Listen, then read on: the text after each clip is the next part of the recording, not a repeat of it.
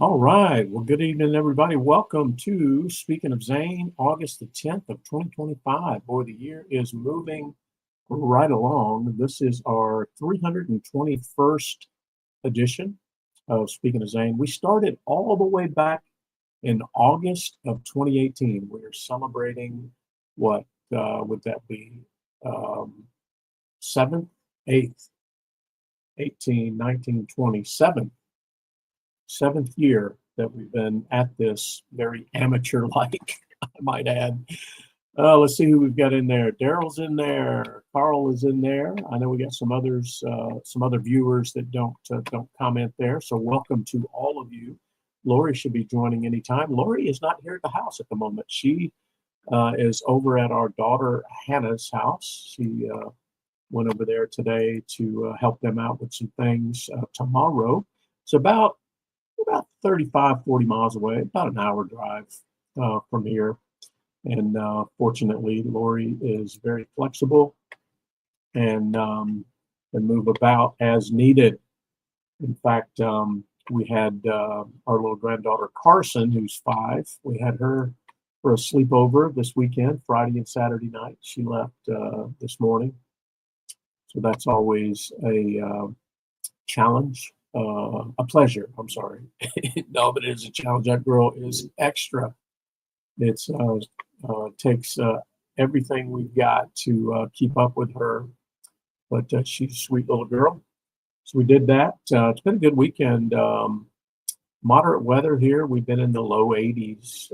We did have a stint this past week where we didn't get to 70 a couple of days. It was very nice. But we're in the low 80s the last few days. Partly cloudy skies, have sprinkle every now and then. Haven't had a good rain in a little bit, but that makes it makes it good to get outside, do yard work, do some walks. I've done plenty of that this weekend. I'm in a step challenge with a bunch of fellow veterans at work. Currently in first place, I might add, the old guy. Most of these folks are 20 and 30 years younger than me. But I am holding first place at the moment, but I could be overtaken at any time. But I got a lot of good walking in this week. I do a lot of thinking. I don't know. Put in the chat there, any of you guys that are walkers. What do you do when you walk? Do you listen to music, listen to podcasts? Do you just listen to nothing? I do all of that, and it just depends on the mood I'm in. Sometimes I'll walk for 2 or 3, sometimes 4 or 5 miles, and I'll craft emails in my head. I'll build business cases in my head. I'll strategize in my head. And then sometimes I'll just listen to classic rock music. Lately, I've been listening to a lot of Reach Across America interviews and different things on that channel. But it just depends on the mood, I guess. But good to have Jim Miller in there. Hey, Jim, and my cousin Toby. Hey, Toby. All right, let's see. I did do a little work. I drive a pretty frugal when it comes to vehicles. My kids say, Dad, you can drive any car you want. Yeah, probably. But I've got this Toyota Tundra pickup truck, 4-door pickup truck that I bought new in 2006. It's coming up on 250,000 miles, and I take really good care of it. So I keep it, and I just maintain it very well, and it serves all of my needs. But every now and then things happen. I've changed the starter, I've changed the alternator, I just did an oil change on. All the normal stuff happens to it. But one thing really challenged me recently that happened to it. I'm curious if anybody else has tackled this. The driver's side power window quit working. And I could tell that the window is disconnected from the assembly that takes it up and down, because it makes all kind of racket. It doesn't move the window. So I finally got around. It's been like that for months. I just keep the window up. But I finally had some time to explore. So I got the side panel and everything off. And sure enough, that they call it an actuator. It has a motor attached to it, and the motor turns the gear, which makes the actuator do the which makes the window go. Well, that two things that happened. Part of the assembly had broken, and then the actual glass, one of the clamp portions had broken off. So the glass is okay. Anyway, so I got all that off and got the actuator out. And hey, Steve Shirley is in there. So I had to order another actuator. So got an actuator. The motor's okay, but the actuator that I ordered comes with a motor on it, and it's only like $50 or something. So that's supposed to arrive tomorrow. So I'll let you know if I'm able to successfully put it all back together. That's always the challenge. It's easy to take things apart, but putting them all back together. But anyway, I enjoy that kind of stuff, actually. And it was really fun getting out there. It's only 80 degrees, so it was nice to get out there and mess around with that. And I did watch I watched a good bit of Braves baseball over the weekend. It was a doubleheader yesterday, and then an afternoon game today. The Braves came out on top. 2 of the 3, I think, against the Marlins. But Brenda Luss is in there. Lori is in there. Lori's probably got a little baby called Nyla on her lap. That's our newest granddaughter, who she's over there looking after. And by the way, I always call out birthdays and whatnot. Well, there's a very special birthday tomorrow, August the 11th. It's Lori's birthday, so wish Lori a happy birthday. Me and Carson, we did a very, very quick impromptu birthday celebration this morning before Carson went home. We presented Lori with a handmade, hand-colored happy birthday Grammy card a birthday balloon, and some birthday cupcakes. So hopefully Grammy enjoyed that. And now she'll be spending her birthday actually at with Everett and Nyla, two of our local grandchildren. So happy birthday, Lori. She and I have known each other since she was 17, I think. I think she was 17 when we met in the barracks. And I'm not going to tell you how old she is, but she looks pretty dang good for her age. I'll tell you that right now. All right. Well, hat of the week, hat of the week, hat of the week always has something to do with what the heck is going on around here at the fabulous McDonald State and Insane Asylum. And I talked last week about ball caps. I talked last week about a trip to Europe and all the stuff. And so this week, one of the ball caps that I purchased on my trip is from Finland. How many people wear a Finland ball cap? How many people have been to Finland? Not that many Americans have been to Finland. So I like wearing this one because it creates conversation. But and I like this. It's the very rugged, collapsible sort of no worry ball cap. So anyway, that is the hat of the week. Lori says we met when she was 18. I guess that's right. 18, married at 19, maybe. Yeah, she didn't exercise very good judgment in that decision, marrying me. But it's worked out over the years, 41 of them, I guess, something like that. And she don't mind telling you how old she is. She's putting it in the chat there. She's a year behind me, but looking really good for 61 for sure. All right, well, let's see. What about this week in military history? I had a few items this week in military history. August the 7th was Purple Heart Day, which is really cool. Honors those that were wounded or killed or wounded in combat. And I'll read it to you here. A little bit about the origins of the Purple Heart. The Purple Heart was established by George Washington. Most of you know that. The medal bears his silhouette or his image. But it was established by George Washington on August the 7th of 1782. It was originally called the Badge of Military Merit. It's the oldest military award that is still given to military members. And the original badge was a cloth heart, and it was awarded for acts of valor and fidelity, they say. And then the modern awarding, there was a period of time when it was not in use so much, but the modern awarding of it is for those wounded or killed while serving in the military, as I mentioned.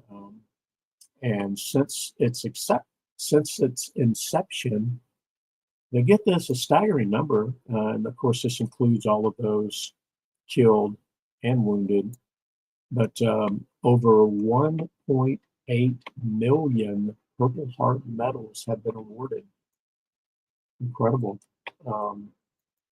Incredible testament to the service and sacrifice of those that are willing to step out in harm's way, for sure. Also, on this week in military history, August 4th was the birthday of the United States Coast Guard. Another interesting story. The Coast Guard came about to sort of thwart these pirates and ruffians that were pillaging along the coastline. There's a whole story around it. You can go check it out. Just go search. But August the 4th of 1790 is when the Coast Guard was established. And Lori and I have a friend, a former coworker of mine, Rhonda Medlin, whose son is in the Coast Guard. He's been in the Coast Guard for 2 or 3 years now. And then I don't remember if I mentioned this last week or not, but on July 24th, so just a couple weeks ago, of 1990, the mission that so many of us are familiar with and were involved in, the Looking Glass mission, ended continuous airborne alert. And remember it well. We all of a sudden, one day, we did not fly 3 missions. We did a sort of a slow stagger. We'd fly one mission a day. We didn't do the 3 with the handoffs and everything. And then eventually, even that altered. I don't remember the exact cadence or frequency, but what happened was we did all go onto um, another alert profile.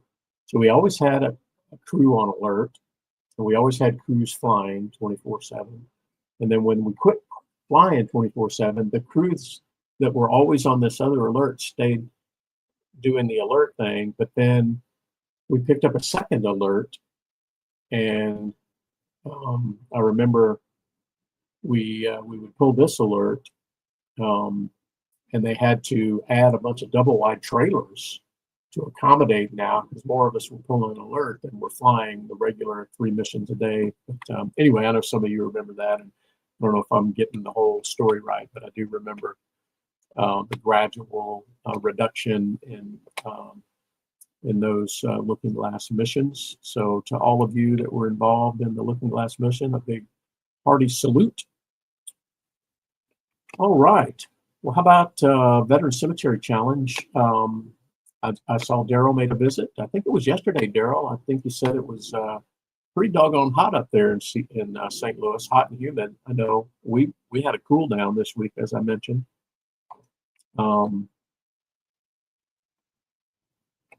Yeah, there you go, Steve. Yeah, yes, I remember that there was a period of time where there were still the 2 distinctive alert.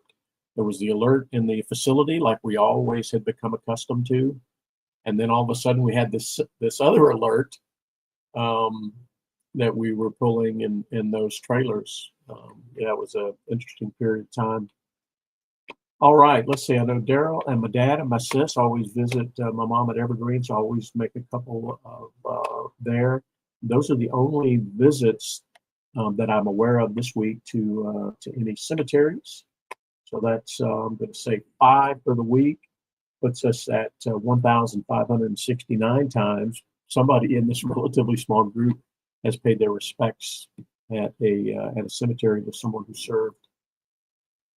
Good stuff there.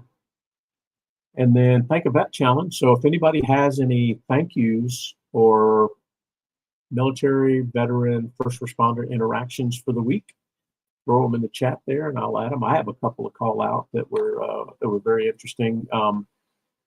I got to chat with a young naval officer who's a submarine officer, actually.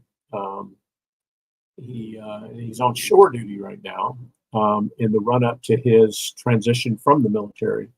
He's a Naval Academy graduate, Annapolis graduate, and he's been in the Navy for 10 or 11, 12 years, something like that. Anyways, like, well, if you count his time in the academy, he's like 30 years old.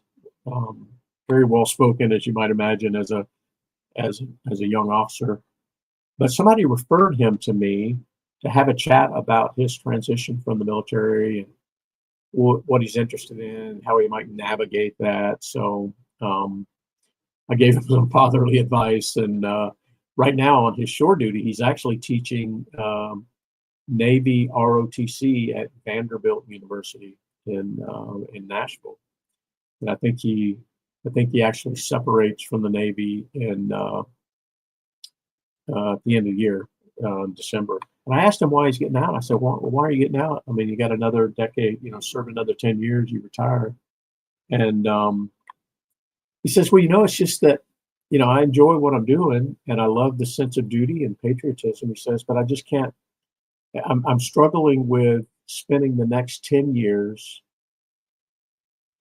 really not earning to the capacity that I think I'm capable of. And I said, I can agree with that. I said, I can understand that.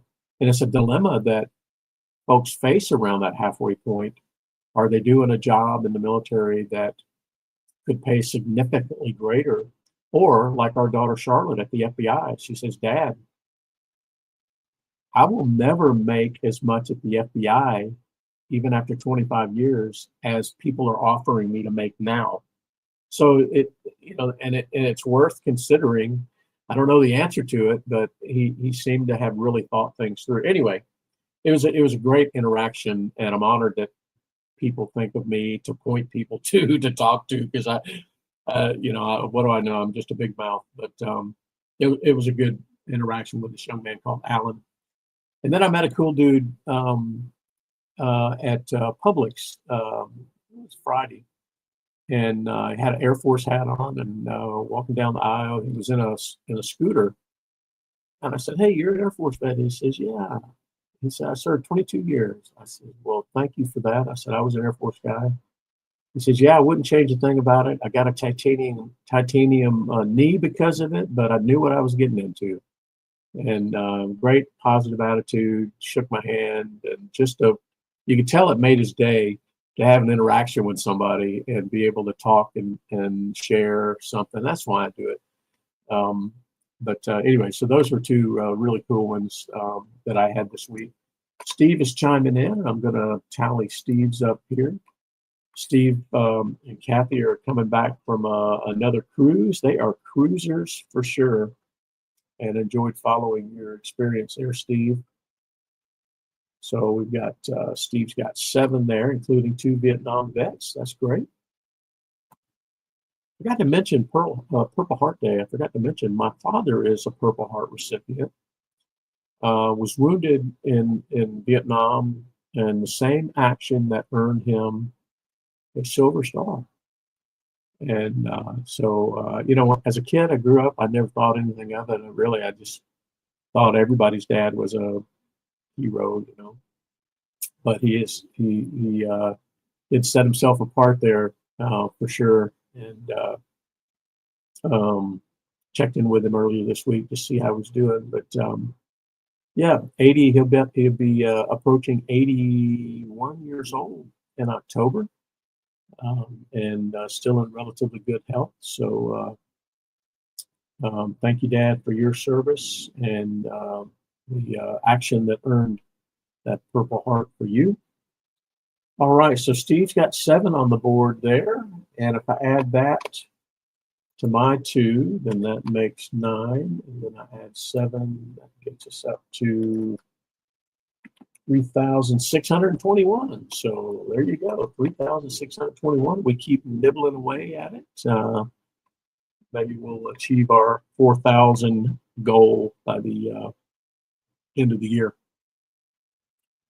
All right, I really do enjoy those things, those interactions that you have, especially when it's somebody older than me, and you can tell that they're not used to somebody asking them about their service or thanking them for their service or something. You can see them light up, or you see their surprise, and you can have a really cool conversation most of the time. That's really cool. Now there's fewer and fewer that are older than me than are younger each day that goes by, but I still feel 30 on the inside. Maybe look 40 on the outside. I don't know, I might be stretching it a little bit. But anyway, thank you guys for doing that along with us. Really nothing new to report on the organizations front. I talked about a few of them last week. I will say I noticed that our friend Linda is at a concert tonight. She's at the ZZ Top and Night Ranger concert, thanks to VetTix. And I mentioned Lori's got us some Steve Miller Band tickets through VetTix. So good organization there. And Linda really capitalizes on that. Oh, Daryl, yeah. Yep, you're right, Daryl. I did get that. I did jot that down, but I forgot to mention it. So now, was that one interaction you had, or was that 2? And one of them was the Purple Heart guy. But doggone it, usually I do a really good job of catching those, Daryl. But I missed that there, so I appreciate you making me aware. I'm going to add that. Okay, that's what I thought. I thought there was more than one. See, All right, so that'll be 11 for the week. Daryl's 2, and that takes us to 3,623. All right, thank you, Daryl. Daryl, I hope you're feeling well. I know you've had some struggles lately with your health and whatnot, but good to see you in here on Sunday evenings. And I've actually got a couple of trips to St. Louis coming up. Not this week, but the following. So I'll be in town a few days, week of the 18th, and then I'll be back again for a little stretch, including some time over the weekend, I believe, because I'm going to be up there for the NASCAR race, which is over the weekend of the 5th, 6th, 7th. 5th, 6th, 7th. We've got an event to attend there. And then I'm staying on through until about through Wednesday the next week. So there could be an opportunity there for us to connect. I would sure love that. I always enjoy it when we're able to. Might even see if Lori wants to come along on one of those visits with me. She's never seen my workplace up there. I've been working there. I'm in my 14th year. She's never been. So maybe we'll get her up there. All right. Well, let's see. We did have a lot of tragic activity over the last couple of weeks. Right here in the Atlanta metro, a DeKalb Police Department officer, really a rookie. He'd only been out in the field maybe 5 months or so. His name was Officer David Rose. David Rose was killed responding to that gunman at Emory, at the CDC and Emory University complex there. And unfortunately, Officer Rose was killed, just a tragedy. And then we had a Navy recruit called Kayshawn Wilkerson, actually committed suicide. He's a recruit. He committed suicide at the firing range at Naval Station Great Lakes. Terrible. And then we had 2 members of the 193rd Special Operations Wing died this past week. 2 separate, non-related occurrences.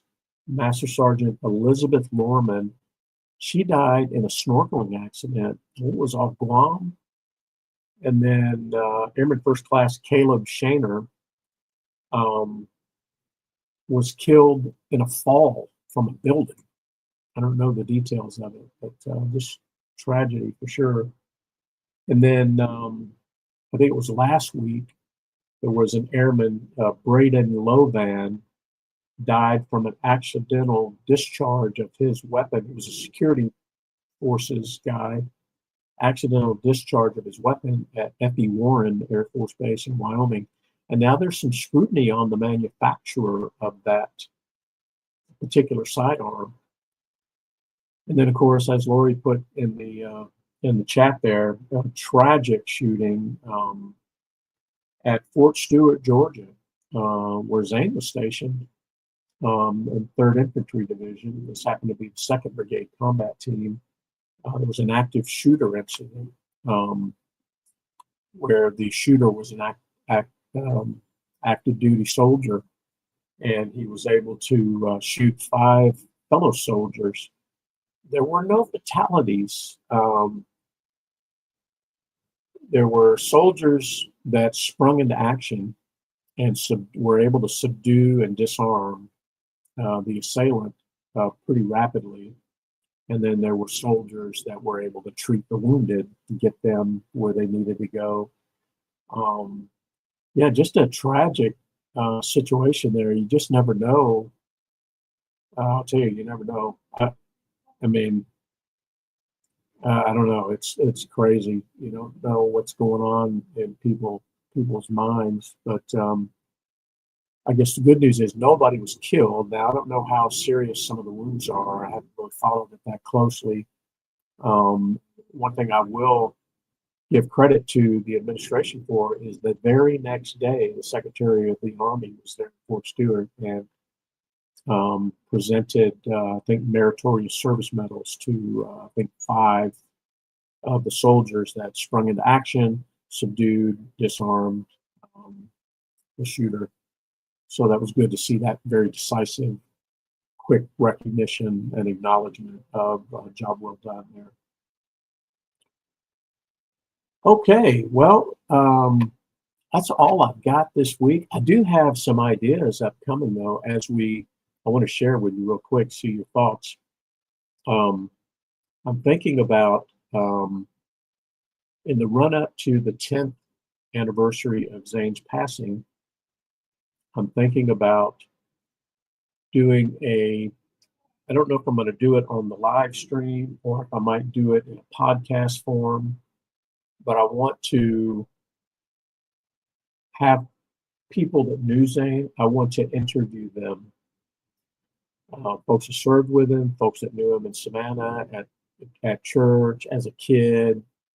So I'm compiling a list of names of people that I want to invite to share 5 or 10 minutes about their memory of Zane. And I haven't quite figured it all out. It's kind of in my head right now, but